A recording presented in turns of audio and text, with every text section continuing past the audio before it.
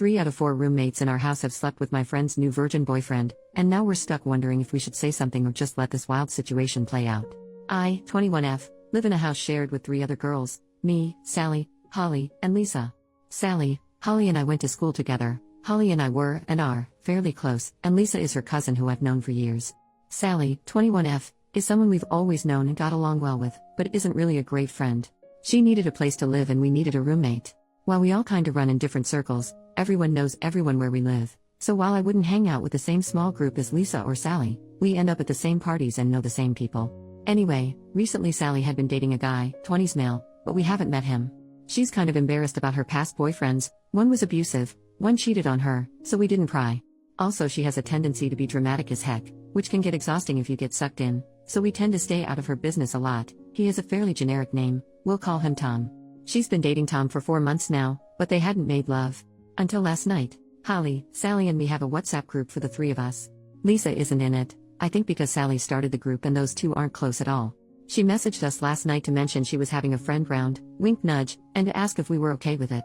We were both at a bar and said great, go for it. Happy times. In the morning we receive a message on the same group saying, guys, Tom and I lost our virginities to each other last night. I'm so happy. Followed by a biblical arc's worth of emojis. Now I'm sat here baffled by this message when Holly knocks on the bedroom door and comes in, and asks me how on earth Sally has managed to lose her virginity twice. Sally is a Christian. Very devout when you ask her about her religion, but not that great in practice. This has nothing to do with any of us girls, so we don't care. But this was kind of weird. We were a little dumbfounded but went downstairs and made coffee. A couple hours later, we hear Sally walk downstairs and a guy's voice in the background. They pop their heads in as Sally says, hi guys, this is Tom. He quickly says hello and then leaves. The issue is, I've made love with this guy before. Sally sits down and we ask her about the virginity thing, in a friendly way. She tells us no, because she is Christian she is a virgin, because the past boyfriends treated her so badly that she had cleansed her life of them and is a virgin again. We're apparently also ignoring the several one-night stands I've overheard through my bedroom ceiling, so we ask if she's told Tom that she's a virgin. She says yes because I am. And he's a virgin too, so I thought it would sound better. I've dealt with her denial issues before but this is quite a new level. Sally leaves and I quickly turn to Holly and tell her I've slept with him. As I mentioned before, Holly and I are close, but we know a lot of the same people. Holly tells me that she's been to a party with him also and Lisa slept with Tom at that party. So what do I do? At first I felt bad for the guy for being lied to about Sally's virginity, but now he's doing the same thing? And the fact that 75% of our house has slept with him is a little icky. Do we tell her? Do we tell him? Do we leave them to it? Do we get Tom to sleep with Holly so she doesn't feel left out? Update, 5 days later. Hi everyone. I think anyone that read the original post guessed it wouldn't be long before I had an update, but even I didn't think it'd be this quick. Anyway, buckle up. So since Sally lost her virginity, I'm rolling my eyes just typing it, Tom has stayed round basically every night. This is fine with all of us, even if a bit awkward. There's sort of an unspoken rule in our house that boyfriends are allowed round whenever without anyone needing to clear it first. If we see each other in the day, it's courtesy to mention, oh by the way, boyfriend is coming round later today, but no one has an issue if it's not brought up prior to the visit. They're not sleeping in any communal areas, and we have enough bathrooms that shower time is never an issue. So Tom has been in the house most evenings but we've barely seen him. They're still in the weird love-making stage of their relationship where they only leave the bedroom for snacks and Powerade and to wash their sheets, I hope, so it's not like anyone's avoiding anyone. So 2 days ago Tom must have been at work, because Sally was alone in the house eating lunch. Holly and I were on our way out, about to go shopping, when Sally asked if she could tag along. We said sure, we were just going to get shampoo and toiletries, but she said that was fine because she only needed to get one specific thing. When we got to the mall, Holly went to get an eye test, she'd been due one a while, and I was planning on just browsing for some work clothes. But Sally grabbed my arm and said you have to help me. While giggling, and dragged me into a store. Guys. She made me go to a lingerie shop and find a sexy nun costume with her. I felt like a deer in headlights when you're paralyzed with fear, except instead of fear it's just inappropriateness and discomfort. I just stood there nodding and fighting the urges to laugh hysterically and cry simultaneously at looking for an escape route when she weighed the pros and cons of different Catholic-themed naughty outfits. I got home, popped a straw in a bottle of wine and told Holly about my traumatizing experience. She howled. Moving on to today. About 30 minutes ago actually. Sally had a really early start at work, stock check or something, and had to leave before Tom woke up. While I was eating breakfast he walked into the kitchen and looked pretty shocked to see me. We said hi awkwardly, made niceties about the weather and asked each other about school and work. I assumed that would be it, but he addressed the elephant in the room. Tom, hey, I don't want this to be awkward about us hooking up in the past. I haven't told Sally, I don't know if you were planning on telling her. Me, I wasn't planning on it, no. That's your business. Tom, okay, great. It's just I'm worried she'll freak out, but I don't want to lie to her. Okay, this next bit kind of slipped out because I'm not really a morning person, and I've had to listen to the faint sounds of creepy religious honeymoon banging for 4 days now. Me, well, maybe telling her you're a virgin wasn't the best idea then. Tom laughs and then says, huh, what? Well, he never told her he was a virgin. I don't know if she made it up in her head or she really believes it or she knows everything, but Tom assured me he had never told her he was a virgin. It was all okay, he assumed I'd heard Sally wrong. Then he said something along the lines of Sally being a virgin and maybe she was ashamed, and I tried so hard not to make any kind of facial expression but, again, mornings are not my happy place, and it must have shown. Tom asked me if Sally really was a virgin and I just mumbled, you should talk to her about it and, I don't actually know because in my defense I've never seen her be penetrated, but it's a pretty bullcrap defense, so sorry Tom, my bad, I panicked. He said goodbye to me and walked off, furiously texting. So yeah, I'll be updating this over the next few hours probably. Edit, just woke up to enough emojis that my phone nearly imploded. They're from Sally as you can guess. They're in the WhatsApp group with Holly and are mostly crying face and dead face, a few bow and arrows followed by hearts, and a couple boy emoji next to the knife and fork emoji. Not entirely sure what that's about. I can't seem to find a fan emoji to put the poop one next to, but you get the idea. Not sure if Sally's at home at the moment or not, she wasn't meant to be working late and I don't remember hearing her come home. I'm gonna pop in and see if Holly's awake and then possibly barricade her door shut. Edit number 2, I've been sat in Holly's bed for the last hour, while she's been reading both my posts and all your comments. She's loving the replies by the way, and is refusing to be called anything but madam now. Also anyone who private messaged me to ask if we're lesbians, sorry no. We ran upstairs to see if Sally was in her room. The door is locked so we think she's asleep in there, but she isn't answering any WhatsApps. Just chilling in the calm before the storm, practicing some sweet judo moves in case anything kicks off. I'm kidding, it won't. Edit number 3, okay I shit you not, we've just had the police at the door. Sally was apparently caught trying to break into Tom's house after he told her to leave him alone and threatened to call the police. Except he hadn't threatened, he'd done it. She resisted arrest and was popped in a nice little cell at about 2 a.m. She looks exhausted, bless her, but I guess a day's stalking will do that to you. She looks really sad and I feel so bad for her. Holly's running her a bath now and I'm going to make some tea. I don't know what happened between them but it looks like it fell on the not so chill side of the scale. Edit number 4, okay guys, here we go. Update time. Sally's asleep in bed and a lot has gone on in the last hour or so. Safety belts on, hands and feet in the cart at all times. Holly is here with me, she might pitch in every now and then. In fairness, Dance Moms is on at the moment, and she's done with this shit for today, so she might not be super involved. So the police dropped Sally off at home. They asked to have a quick chat with me about what happened, probably a good idea, because Sally's version was ever so slightly different, sigh, while Holly took Sally upstairs to get changed and whatever else she needed to do. The officer, who was super fine, not gonna lie, maybe he can do the rounds after Tom has left, told me that Tom called the police at 1 a.m., because Sally was harassing him over the phone and throwing rocks at his window. By the time they got there Tom had rang 3 more times, and Sally was climbing up a fence and shimmying over onto the kitchen roof, some freaking Batman crap right there. They tried to talk her down, where she was screaming and crying, they thought she might be on some sort of drugs, but I told them it's just her personality and a bit of caffeine usually.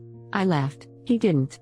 I'm glad you guys think I'm funny. Anyway, she tried to struggle when they restrained her and went to kick one of the officers, and at that point they were done being sympathetic, and popped her in the police car and into a cell. She's absolutely tiny so they didn't have to use force or anything, she's fine I promise. They asked us to contact her parents, because she refused to give them any contact details for her family, she would only tell them her address that she lives at with us. And guess who's off work this week so gets to play babysitter? Fan-freaking-tastic. Once they left, we got her in the bath and Holly and I sat on the bathroom floor talking to her about what happened. She was just crying into the bath and looked so sad and vulnerable, and I felt really awful for mocking her on this sub and stuff. Then she started explaining.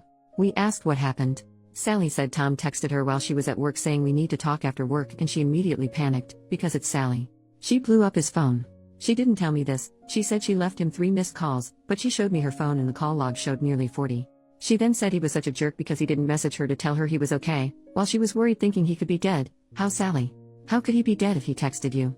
My sympathy was now waning a little, but I was trying to be supportive.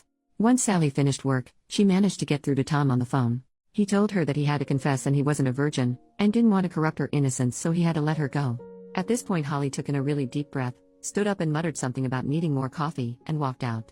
I sort of asked Sally if she was sure that's what he said, because it didn't make sense, and she nodded really aggressively, calling him a bastard for tricking her. I was trying to be gentle, rather than just calling her out on her bull crap, because she hadn't slept and she was an emotional mess, so I asked why she didn't just tell Tom that she wasn't a real virgin. That was a mistake. She started crying and yelling about being a virgin again, Thanks for that phrase, whoever coined it in the first post, and how her virginity is her decision. Holly walked in with coffees and teas and Sally calmed down. She gave Sally her tea and gave me a coffee.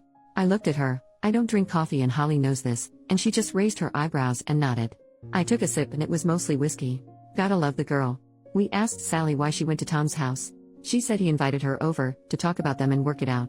My acute critical thinking skills tell me this is bull crap. Sally said he didn't answer the door and she got concerned that he, once again, could be dead. Tom is clearly accident prone as heck, and she needed to check he was okay. Hence the climbing. Because even though he's an asshole and she hates him, she still cares about him, and needed to know he was alright. She finished work sometime between 4 and 6 p.m., that's her usual shifts, and was arrested at 2 a.m. so I have no idea what she did during those hours. Probably built a lair with a map with lots of strings attached to photos with thumbtacks and newspaper cuttings stuck on the wall. It doesn't seem like we'll be getting a very clear picture of what actually happened from Sally, but you can piece a lot of bits together and figure she just went all girl interrupted on him. Oh, and at least 2 times in the conversation she mentioned she was worried she could be pregnant. Again, I'm bargaining on this being hysterical lack of sleep bull crap. So Sally is asleep now, and Holly and I are day drinking. Everything has gone swimmingly. Lisa is away for the next couple days and is blissfully ignorant to everything that's gone on. 2 out of 10. Would not do again. Final update, probably. So Sally slept for about 24 hours, I'm not even kidding. She went to sleep, woke up briefly to raid the fridge, and then went back to sleep.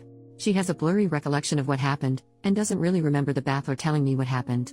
I joked that at least she didn't remember me molesting her, which she laughed at, so she's getting back to herself a bit. This morning I sat her down and asked what was going on. She told me that school has been getting really on top of her, especially with work too and going to all her church meetings and volunteering. I kind of wanted to say, well, screw church. But I feel like that's a thing you don't say. And she got some Adderall, I'm assumed Adderall. She just said they were study pills, from a couple guys at school to keep her awake to finish essays. But as it always is with delicious Adderall, people tend to take it a little too far. Not to get all after school special and preachy, but guys, if school is so hard you need to take drugs, maybe we should put ourselves first and become strips. Anyway, Sally's little pick-me-ups became a regular thing, and none of us noticed because we all get a little caffeine dependent during the school year, and she had a pretty screechy voice to begin with. She apologized for going loco and I apologized for being a crappy roommate and not noticing she was crazy. We did a ceremonious flushing of the pills down our least used toilet. PSA, that stuff doesn't flush super easily. It was humiliating. I had to claw like 3 of them out of the bowl because they must have gotten fused to the ceramic and I couldn't let Sally do it in case she went all train spotting and shoved them up her butt. It really ruined the moment, and now it's probably going to be our never used toilet because I managed to drop the bag in, and I think it messed up the system because it's blocked. We have a meeting next week with someone at school, I guess a counselor? I didn't speak directly with her on the phone, who's going to talk about healthy ways of dealing with stress. It was just going to be Sally going, but she was nervous so I said I'd go too, and it can't really hurt to know how to calm myself down in a way that isn't alcohol. I asked Sally if she was going to talk her parents about this, but she said no, because as I mentioned in some comments, they're very religious and their suggestion would be pray more. I have their number though, I'll use it if I need to. I asked Sally if she was pregnant and her eyes widened and she looked baffled. She actually said no? Are you? So we can equate that to mild psychosis and crazy beachness, we've all been there. She also asked me if she thinks Tom would ever speak to her again and I just hugged her and started laughing so she hit me and went really red. Sorry honey, if he comes back after that, you don't want him. So for now, we are back to normal. I think. Sally is still a little crazy, but in the constantly hormonal kind of way. Holly and I haven't had a drink yet today, and Lisa is still fucking oblivious to all of this. She probably won't care. She genuinely doesn't like drama. I'd love to start a blog about us, as many of you have requested, but I'm pretty sure it'd never be as interesting as these posts. Relevant comments. Commenter number 1, so is Tom super hot? Are you guys in a smallish town? Trying to figure out the odds of 3 women in the same house sleeping with the same guy and not knowing. OP, he is very good looking, but it's also a small town. Basically everyone our age around here goes to the same bars and parties, so you're bound to know someone who knows someone. Commenter number 2, OP, I think this may be my favorite relationships post ever. It might not actually be appropriate to ask Tom for his side, but damn I'd like to know how it went down according to him. The poor man needs a bottle of booze for having to deal with her, so do you and Madam Holly. I doubt she will listen if you tell her, but Sally should seek therapy, outside her church. Part of me really hopes there's another update. But, for the sake of all involved, I also hope there's no more drama. OP, trust me I'd love to know too, because I feel like it would be vastly different from Sally's story. But we'll probably never know, unless I bump into Tom at a bar in the future. I'll be sure to update if I do. Once Sally is calm in a couple days I'll have a talk with her about all this, because let's face it, it was a bit much. I don't think her parents will be much help, they're nice but they're kind of the sort of people who think you pray all your problems away. Commenter number 3, Virginity is so self-evidently a social construct when you believe you can regain your imaginary virginity in order to imaginarily lose it again. None of this makes any sense to me. OP, it doesn't make sense to anyone.